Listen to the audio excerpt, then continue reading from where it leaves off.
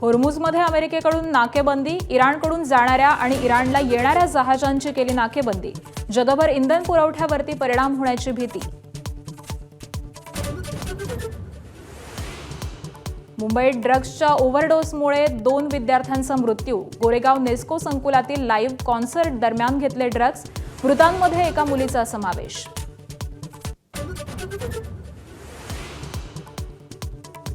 नागपूरमध्ये राजधानी एक्सप्रेसमधून 4,26 लाख रुपयांचे कोकेन जप्त. एका महिलेला अटक. औषधांच्या 50 कॅप्सूलमध्ये लपवून सुरू होती तस्करी. बंधू अशोक खरातला 4थ्या गुन्ह्याप्रकरणी पुन्हा न्यायालयात हजर करणार. महिलेला लग्नाचं आमिष दाखवून लैंगिक शोषण केल्याचा आरोप. पोलीस पुन्हा खरातची पोलीस कोठडी मागण्याची शक्यता.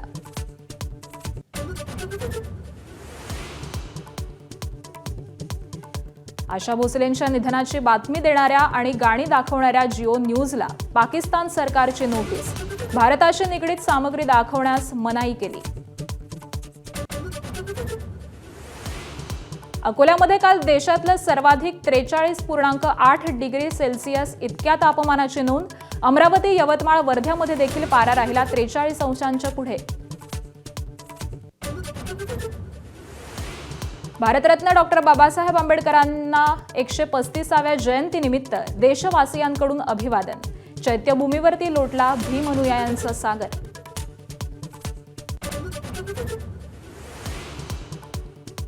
नागपूरच्या प्रफुल्ल हिंगेचा चमत्कार. पहिल्याच षटकामध्ये 3 बळी. वैभव सूर्यवंशीला पहिल्याच चेंडूवर टिपलं. हैदराबादकडून राजस्थानचा पहिला पराभव.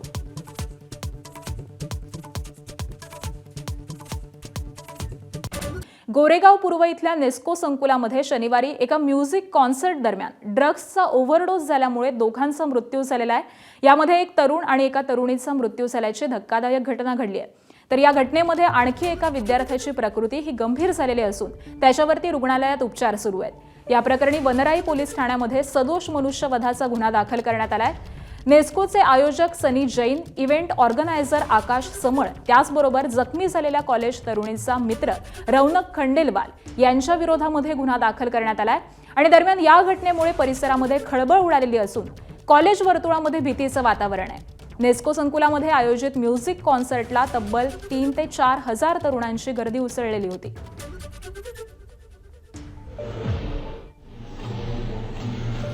आणि याच संदर्भामध्ये आपण अधिक माहिती जाणून घेऊयात. आमचे प्रतिनिधी सचिन गाड सध्या आपल्या सोबत आहेत.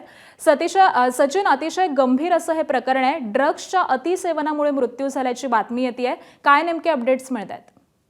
नक्कीच आकांक्षा, शनिवारी नेस्को म्युझिक संकुलामध्ये एका म्युझिक कॉन्सर्टचं आयोजन करण्यात आलेलं होतं. मात्र त्या कॉन्सर्ट दरम्यानच काही तरुणांना अचानक त्यांची तब्येत खालवली. काहींना अचानक फिट आली, तर काहींना चक्कर येऊन ते बेशुद्ध पडले. त्यांना तात्काळ रुग्णालयात हलवण्यात आलं. मात्र त्यामध्ये दुर्दैवाने दोघांचा मृत्यू झालेला आहे, ज्यात एका 24 वर्षीय तरुणीचा आणि एका 28 वर्षीय पुरुषाचा समावेश आहे. जेव्हा हा सगळा तपास करण्यात आला तेव्हा असं समजलं की या तरुणांनी काही गोळ्यांचं प्राशन केलेलं होतं. त्यांना पिवळ्या रंगाच्या गोळ्या देण्यात आल्या होत्या आणि त्या गोळ्या कोणत्या होत्या तर ते नंतर समोर आलं की एकस्टिज नावाचं जे पार्टी ड्रग आहे ते देण्यात आलं. जसं ड्रग्सचं सेवन करण्यात आल्याच्या घटनेत समोर आल्यानंतर तात्काळ पोलिसांनी गुन्हा दाखल केला आणि सदोष मनुष्य तसेच NDPSच्या कलमाखाली गुन्हा दाखल करत जे आयोजक होते तसेच या तरुणींसोबत असलेला एक मुलगा होता त्याला देखील पोलिसांनी अटक केलेली आहे. मात्र अशा प्रकारे मुंबईमध्ये होणाऱ्या म्युझिक कॉन्सर्टमध्ये ड्रग्सचं सेवन होत आहे ते नक्कीच एक धक्कादायक आहे आणि आता त्यावरती आळा कसा घालायचा याचं आव्हान मुंबई पोलिसांसमोर असेल. आकांक्षा, अगदी. त्यामुळे या संदर्भामध्ये कशा पद्धतीने आता पुढे कारवाई केली जाते हे पाहणं महत्त्वाचं असेल. धन्यवाद सचिन या सगळ्या सविस्तर माहितीसाठी. चर्चेची पहिली फेरी ही निष्फळ ठरल्यावरती दुसऱ्या फेरीची शक्यता वर्तवण्यात आलेली आहे. अमेरिका, इराण पुन्हा चर्चेसाठी आमनेसामने येण्याची शक्यता आहे. तर युद्धविरामाची मुदत ही संपण्याआधी पुन्हा चर्चेची शक्यता वर्तवली जाते. पाकिस्तान, तुर्की आणि इजिप्त हे मध्यस्थी करतायत. चर्चेची दुसरी फेरी कुठे होणार हे अजूनही स्पष्ट झालेलं नाहीये. तर चर्चा सुरू करण्याचा संयुक्त राष्ट्रांचा देखील आग्रह असल्याचं कळतंय.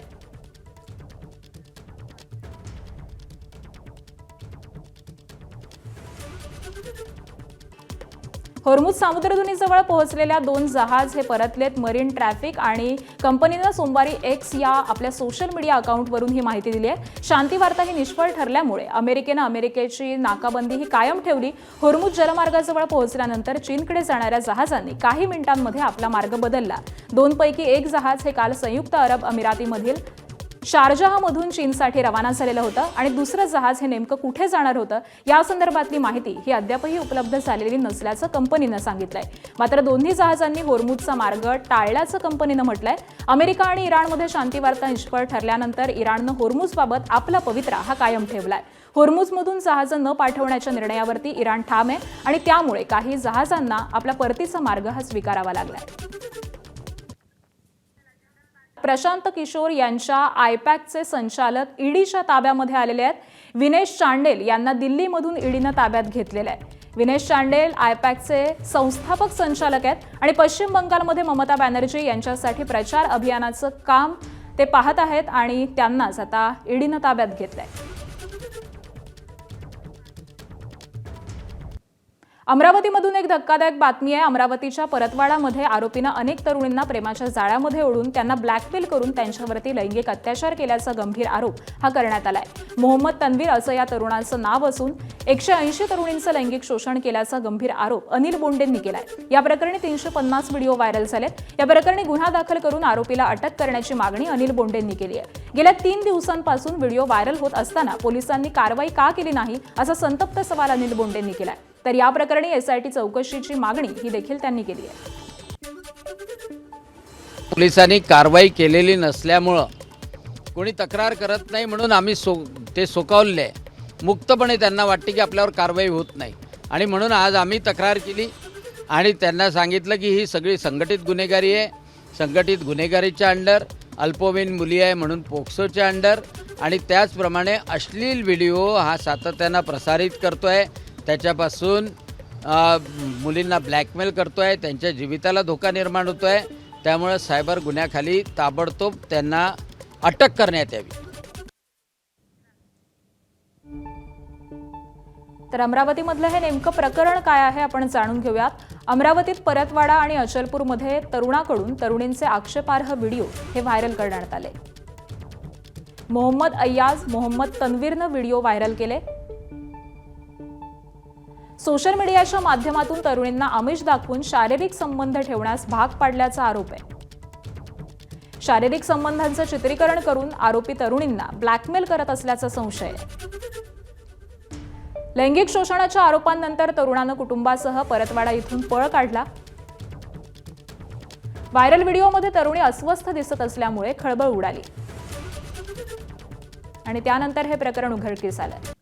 पाहुयात राज्यामध्ये कुठे कुठे किती तापमानाची नोंद झालेली आहे. यवतमाळमध्ये 43.8 डिग्री सेल्सिअस, अमरावतीमध्ये 43.2 डिग्री, यवतमाळमध्ये 43.2, वर्ध्यामध्ये 43.1 डिग्री सेल्सिअस, वाशिममध्ये 42.6 डिग्री सेल्सिअस, सोलापूरमध्ये देखील 42.5 अंश सेल्सिअस, परभणीमध्ये 42.2 अंश सेल्सिअस, जळगावमध्ये 42.1 अंश सेल्सिअस, तर मालेगावमध्ये आणि गडचिरोलीमध्ये 42 अंश सेल्सिअस तापमानाची नोंद झालेली आहे. पुढे बुलढाणामध्ये 41.5 अंश सेल्सिअस तापमानाची नोंद झाली आहे आणि चंद्रपूरमध्ये देखील 41.4 अंश सेल्सिअस तापमानाची नोंद ही झालेली आहे. तर काल अकोल्यामध्ये सर्वाधिक उच्चांक हा गाठलेला होता. राजस्थानला पराभवाचा पहिला धक्का बसलाय. हैदराबाद 57 धावांनी विजयी झालेला आहे. नागपूरच्या प्रफुल्ल हिंगेनं वैभव सूर्यवंशीची पहिल्याच चेंडूवरती विकेट घेतली आहे. आयपीएलमध्ये पदार्पण करणाऱ्या हिंगेनं पहिल्याच षटकामध्ये 3 विकेट्स घेतलेल्या आहेत. तर हिंगेनं 34 धावांमध्ये 4 आणि सकीब हुसेननं 24 धावांमध्ये 4 विकेट्स घेतल्या आहेत. हिंगे आणि सकीबनं ही दमदार अशी खेळी केलेली आहे आणि राजस्थाननं या सामन्यामध्ये विजय मिळवलेला आहे. ईशान किशनच्या 91 धावांच्या जोरावरती हैदराबाद 6 बाद 216 अशा गुणफलकावरती होता. तर राजस्थान रॉयल्सचा डाव हा 159 धावांवरती आटोपलेला आहे.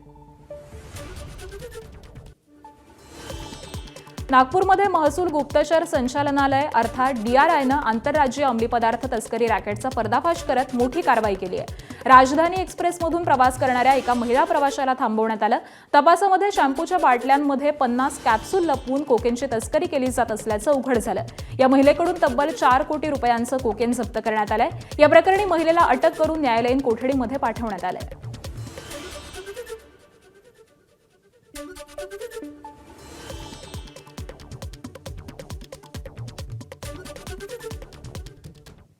आणि इराण आणि रशियाच्या परराष्ट्र मंत्र्यांशी फोनवरून बातचीत झाली।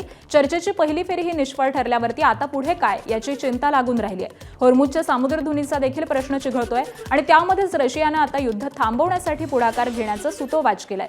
त्यातच इराणचे परराष्ट्र मंत्री अब्बास अराक्ची आणि रशियाचे परराष्ट्र मंत्री सर्गेई यांनी चर्चा करून युद्ध विरामासंदर्भामध्ये चर्चाही केली आहे। एकीकडे शांती वार्ता फिसकटलेली आहे तर दुसरीकडे पोप विरुद्ध डोनाल्ड ट्रम्प अशा वादाला तोंड फुटलंय। पोप लिओ यांनी युद्धाला विरोध केल्यावरती ट्रम्प नाराज आहेत आणि पोप लिओनवरती टीका केली आहे। आता या टीकेवरती माफी मागावी अशी मागणी खुद्द अमेरिकेकडूनच होऊ लागली आहे। त्यावरती ट्रम्प यांनी नकार दिलाय। माफी मागण्याचा प्रश्नच येत नाही असं त्यांनी म्हटलंय। पोप यांच्या टीकेला मी केवळ उत्तर देत आहे असं ट्रम्प यांनी म्हटलंय। दरम्यान ट्रम्प यांनी केलेल्या टीकेवरती पोप लिओ यांनी देखील प्रत्युत्तर दिलंय। शांत आणि तडजोडीचं केलेलं अपील हे गॉस्पेलवर आधारित आहे। ट्रम्प प्रशासनाला आपण अजिबात घाबरत नाही। ट्रम्प यांची वक्तव्य ऐकून हे दुःख झालं, पण मी जगभरातील चर्चेच्या मिशनवरती काम करतच राहणार असं पोप यांनी उत्तर दिलंय।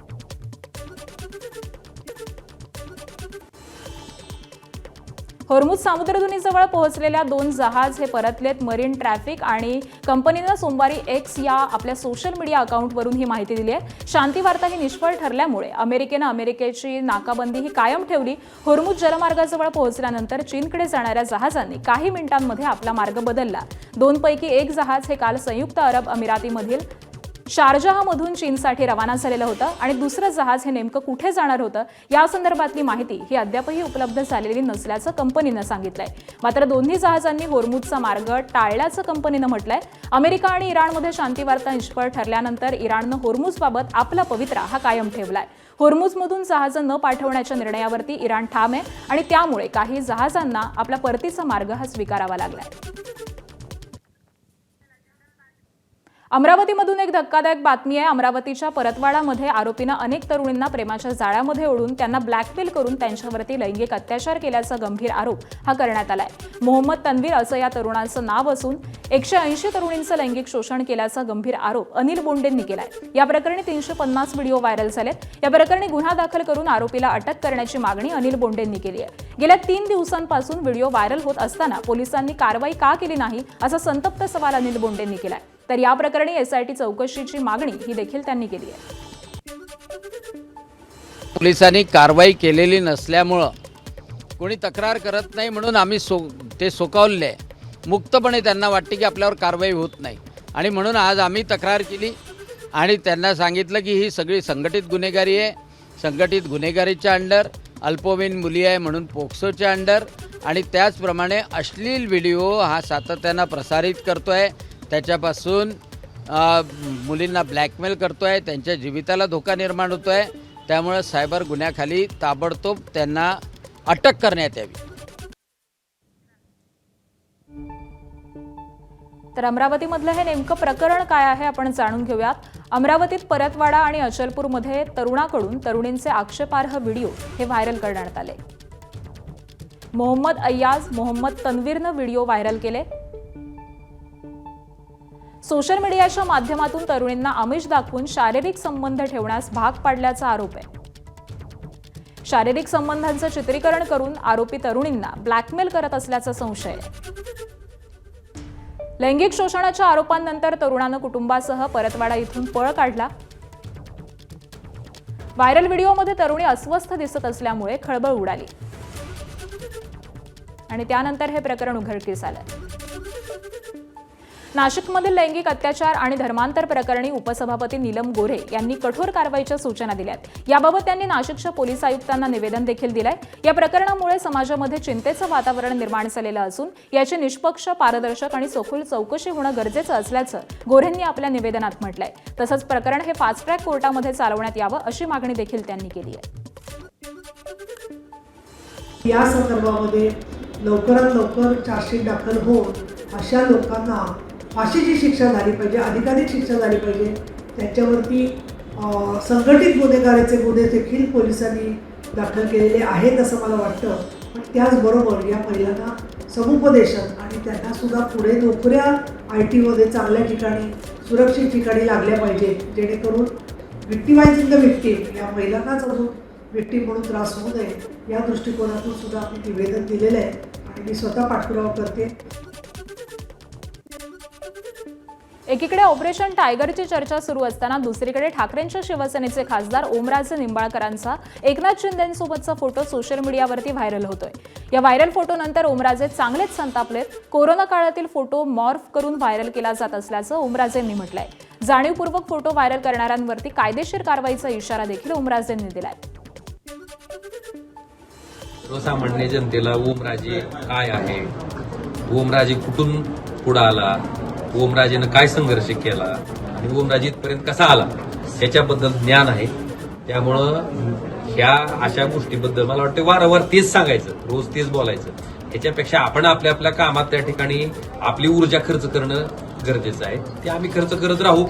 ह्याच्यावर बोलण्यापेक्षा जर खरंच काही वस्तुस्थिती असती ही असती तर आपण त्याच्यावर बोला. पण काहीच नसताना जर कोण काहीही बातम्या द्यायला लागलं तर त्याला कुठे उत्तर देत बसायचं. दादा, अशा फोटोतून आणि व्हिडिओमधून तुमच्याबद्दल एक संभ्रम निर्माण होतोय, तर कायदेशीर कारवाई कसा निश्चितपणे. धाराशिव जिल्ह्यातील शिवसैनिकांनी खासदार श्रीकांत शिंदे यांच्यासमोर निवडणुकीतील अन्यायाचा पाढा वाचल्याचं चित्र हे पाहायला मिळालं. सोलापुरात झालेल्या धाराशिव लोकसभा मतदारसंघाच्या आढावा बैठकीत शिवसैनिकांनी नाराजी व्यक्त केली. नगर परिषद आणि जिल्हा परिषद निवडणुकीमध्ये शिवसेनेला भाजपच्या दावणीला बांधण्यात आल्याचा आरोप देखील यावेळी करण्यात आलाय. या बैठकीला मंत्री उदय सामंत, गुलाबराव पाटील उपस्थित होते. दरम्यान श्रीकांत शिंदे यांनी पदाधिकाऱ्यांना शिस्तीबाबत खडेबोल सुनावले. एकमेकांमध्येच वाद होत असल्यावरून त्यांनी नाराजी देखील व्यक्त केली आहे. बीडच्या परळीमधील मस्साजोग सरपंच पोटनिवडणुकीसाठी एकूण 5 उमेदवारी अर्ज दाखल झालेत. सरपंच संतोष देशमुख यांच्या हत्येनंतर रिक्त झालेल्या मस्साजोग सरपंच पदाची पोटनिवडणुकीसाठी अर्ज दाखल करण्याचा काल शेवटचा दिवस होता. ही निवडणूक बिनविरोध व्हावी अशी अपेक्षा देशमुख कुटुंब आणि काही गावकऱ्यांनी व्यक्त केली होती. मात्र मागील सरपंच पदाच्या निवडणुकीमध्ये 9 मतांनी पराभूत झालेले स्वरूपानंद देशमुख यांनी एंट्री करत आपला उमेदवारी अर्ज याआधीच दाखल केलाय. त्यानंतर संजीवनी देशमुख, पंजाब देशमुख, करुणा स्वरूपानंद देशमुख असे एकूण 5 उमेदवारांनी आपले उमेदवारी अर्ज दाखल केलेत. स्वराज्याची राजधानी किल्ले रायगडवरील श्रद्धेचं ठिकाण परिसरातील शिव समाधीस्थळी एका दाम्पत्यानं प्री वेडिंग शूट केल्याचा व्हिडिओ हे व्हायरल होताच शिवप्रेमींनी संतापाची लाट उसळली आहे. केंद्रीय पुरातत्व विभाग अशा प्रकारांवरती निर्बंध आणणार का असा सवाल सोशल मीडियावरती शिवप्रेमी विचारतायत. या प्रकरणानंतर किल्ले रायगडवरती प्री वेडिंग करणाऱ्यांवरती कारवाई करावी अशी मागणी देखील सोशल मीडियाच्या माध्यमामधून होतीये.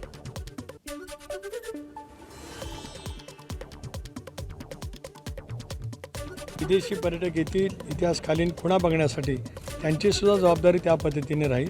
पण भारतीय पुरातत्व खात्याला सुद्धा आमच्याकडनं सूचना त्या ठिकाणी स्पष्टपणाने दिल्या जातील. अशा पैकीचं प्री वेडिंग शूटिंग ज्यांनी केलं असेल त्यांच्यावरती सुद्धा कारवाई झाली पाहिजे. कारण इथलं पावित्र्य ज्या पद्धतीने हे करण्याचा प्रयत्न केला जातो आहे ती बाब अत्यंत निंदनीय आहे. पण समाज मनाला सुद्धा माझी विनंती आहे की आपण त्या ऐतिहासिक वास्तूचं पावित्र्य जतन करण्याची भूमिका प्रत्येक शिवप्रेमी नागरिकांनी पुढच्या कालावधीमध्ये घेतली पाहिजे.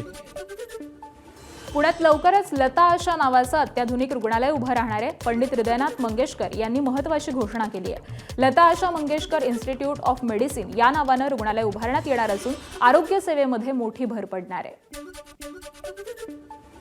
एक अशी कल्पना सुचली की दिल्लीचा मास्टर दिलनाथ यांच्या नावाने मी एक रुग्णालय बांधलेलंच आहे. वडिलांच्या स्मरणार्थ बांधलेलं रुग्णालय हे लता मंगेशकरांनी बांधलं डॉक्टर केळकरांच्या मदतीने. आणि डॉक्टर केळकर आम्ही सर्व मिळून दिल्लीच्या स्मरणार्थ हॉस्पिटल बांधणार होतो. तर काल असं आम्ही ठरवलं की दिल्लीबरोबर आशातीचं पण हॉस्पिटल बांधावं तिच्या स्मरणार्थ. आणि ह्या हॉस्पिटलचं नाव द्यावं लता आशा मंगेशकर रुग्णालय. आणि मला खात्री आहे की एशियातलं हे मोठं हॉस्पिटल किंवा रुग्णालय होईल. मुंबई मुंबई लोकलमध्ये प्रवाशांच्या सुरक्षिततेसाठी उपनगरीय रेल्वेच्या ताफ्यामध्ये एक अनोखी लोकल सामील झाली आहे. पहिल्यांदाच नॉन एसी लोकलमध्ये स्वयंचलित दरवाजे असलेली ट्रेन दाखल झाली आहे. मुंब्रा इथे झालेल्या भीषण रेल्वे अपघातानंतर आणि धावत्या ट्रेनमधून पडून होणारे अपघात हे रोखण्यासाठी रेल्वे मंत्री अश्विनी वैष्णव यांनी स्वयंचलित दरवाजाच्या लोकलची घोषणा केली होती. सध्या ही लोकल प्रायोगिक तत्वावरती मध्य रेल्वेच्या मार्गावरती चालवली जाण्याची शक्यता आहे. तर ही चाचणी यशस्वी झाल्यानंतर उपनगरीय रेल्वेच्या ताफ्यामध्ये अशा पद्धतीच्या आणखी ट्रेन्सचा समावेश करण्यात येईल. एबीपी माझा, उघडा डोळे बघा नीट.